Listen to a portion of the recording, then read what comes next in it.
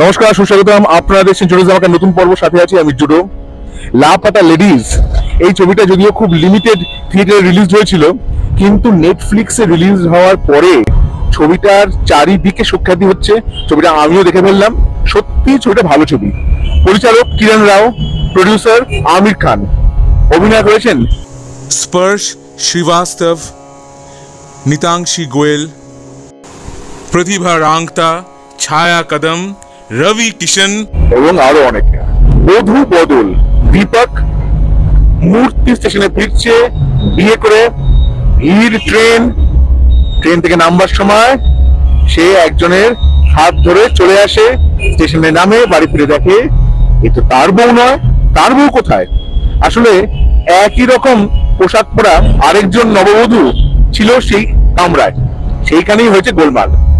এরপরে কি হলো? দীপকের যে স্ত্রী ফুল, সে কোথায় গেল? সেও তার স্বামীকে খুঁজছে। এদিকে দীপক যাকে নিয়ে এসেছে, যার নাম পুষ্পা বা পুষ্পা, তারই বা কি হলো? রবি কিষণ, তিনি হচ্ছেন পান খেতে খুব পছন্দ করেন এমন একজন দারোগা। অসাধারণ অভিনয় করেছেন। এই ছবির শ্রেষ্ঠ অভিনয় রবি কিষণই করেছেন। তিনি বা কি করলেন? তদন্ত কোন দিকেই হলো? অন্যদিকে দেখ রাহা হ্যায় বিনোদ, সেই বক্রাক্ষস পঞ্চায়েতের, তিনি অভিনয় করেছেন এখানে পুলিশের চরিত্রে, দুবেজি সেই চরিত্রে। এই মিলিয়ে একটি দুর্দান্ত ছবি, এবং ছবিতে অনেক বক্তব্যও আছে। আমাদের সংসারে যে কি পরিস্থিতি হয়, নারীদের যে কি ভূমিকা ইত্যাদি, সে সবকিছু সম্বন্ধে অনেক কথাবার্তা আছে। এগুলোকে অনেকে বলছেন প্রিচিং, টিচিং, এইসব বলছেন। একেবারেই নয়, ওদেরও বাস্তব। এবং পুরো ছবিটা এত সুন্দর তৈরি হয়েছে যে একবার দেখার পরে আপনার মনে হবে আরেকবার দেখি। লোকেশনও ভালো, মধ্যপ্রদেশ, উত্তরপ্রদেশ, অনেক জায়গাতে শুটিং হয়েছে। এই যে রেলওয়ে স্টেশন, স্টেশনের দাদিমা, ছোটু উস্তাদ, আব্দুল, প্রত্যেকে অসাধারণ অভিনয় করেছেন। পুরো ছবিটা আপনি যদি না দেখে থাকেন তাহলে দেখে ফেলুন। এখনো অব্দি এই বছরের শ্রেষ্ঠ ছবি হচ্ছে লাপাতা লেডিজ। কিরণ রাওয়ের এই ছবি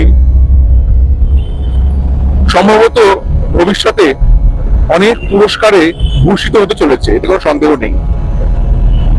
রবি কিষণ যা অভিনয় করেছেন অসাধারণ।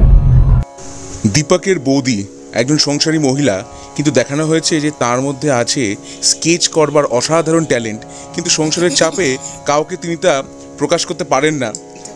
ভুল ক্রমে পুষ্পা তাদের সংসারে আসায় তার সেই ট্যালেন্ট অনেকটাই কাজে লাগে এই ছবির কাহিনীতে। কিভাবে তা জানবার জন্য আপনাকে দেখতে হবে এই ছবিটা। আবার একটি দৃশ্যে দেখতে পাচ্ছি দীপকের পরিবারের এক সদস্যা, তিনি একটি সবজি রান্নার প্রসঙ্গে বলছেন যে মেরে লিয়ে করেঙ্গে। তার মানে বোঝা যাচ্ছে যে মহিলাদের মধ্যে ঢুকিয়ে দেওয়া হয় যে তারা হচ্ছেন সেকেন্ড ক্লাস সিটিজেন, তাদের ইচ্ছা চাওয়া পাওয়া কোনো কিচ্ছু নেই। সংসারের পুরুষরা যা চাইবেন সেই অনুযায়ী তাদেরকে কাজকর্ম করতে হবে। এই যে দেখানো হয়েছে এগুলো কিন্তু বাস্তব, প্রত্যেকের অভিনয় বাস্তবোচিত। তবে ফুল চরিত্রে নিতাংশী গোয়েলের অভিনয় অনেক জোরদার হওয়া উচিত ছিল। তার অভিনয়টাই এই ছবির সবচেয়ে দুর্বল অভিনয়।